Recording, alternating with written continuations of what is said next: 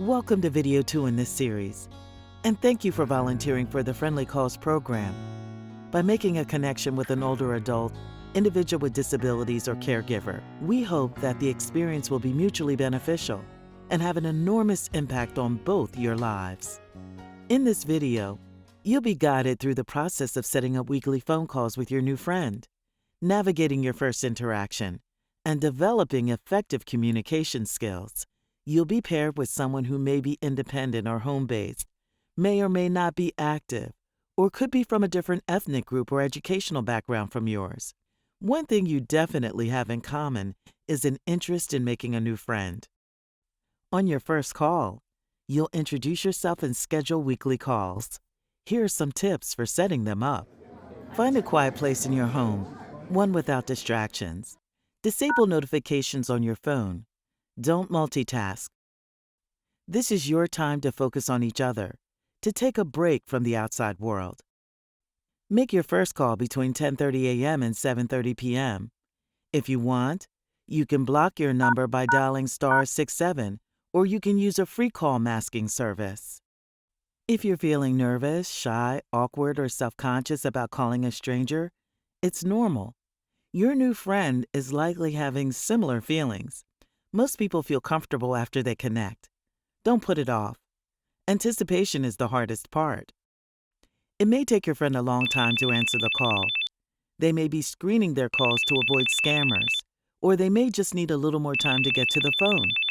Allow it to ring 10 times before hanging up. If you can leave a message, identify yourself as a Friendly Calls volunteer.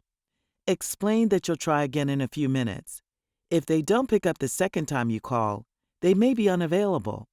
Let them know that you'll try back at another time. Be specific about when, and choose a different day of the week and time. When you do reach your friend, share your name and say that you're a Friendly Calls volunteer right away. Mention the name of the agency that runs the program and remind them that they signed up to be matched with a volunteer. Tell them you're calling to introduce yourself and to schedule weekly calls. Bear in mind that they may be nervous about scammers or unfamiliar phone numbers.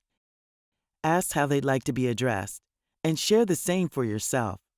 Next, explain that you're looking forward to having weekly conversations for the next 8 weeks. It's important to be clear about this so you both know what to expect. Ask about their availability and decide on a mutually convenient date and time for your calls. Try to schedule your calls for a day when your friend might otherwise have little or no social contact. Take a few minutes to casually get acquainted. This should reduce anxiety and serve as a basis for future discussion topics. Jot down some notes to refresh your memory for future calls. Not sure what to talk about? Perhaps they mention an activity when you discuss scheduling, or simply ask how their week has been and share about yours. What's most important is conveying warmth and interest. Be sure to call your friend on the day and time you agreed to. Let the conversation flow naturally, but be prepared with a few topics to bring up just in case. We'll offer a variety of ideas in the Effective Communication and Active Listening video.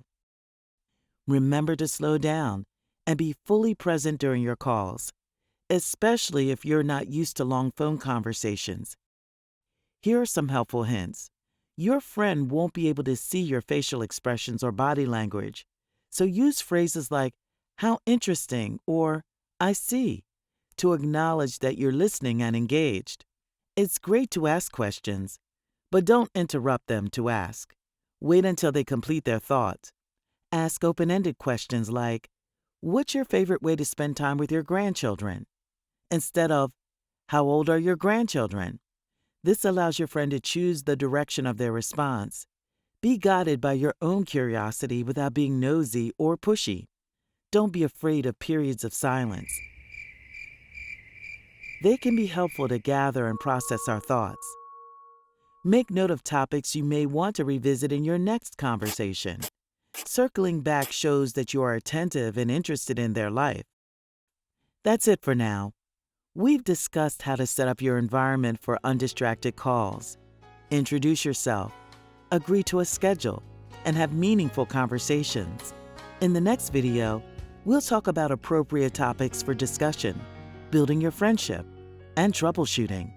See you again soon.